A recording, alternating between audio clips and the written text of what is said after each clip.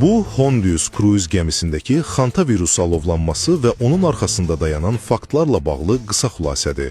2026-cı ilin yazında Atlantik okeanında yayılan bu nadir infeksiyanın əslində nə olduğunu və niyə yeni bir qlobal pandemiya qorxusu yaratmadığını birlikdə araşdıracağıq.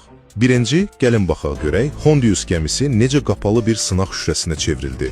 Təsəvvür edin, gəmidə 9 nəfər xantavirusun Ander ştamına yoluxub və təəssüf ki, 3-ü vəfat edib.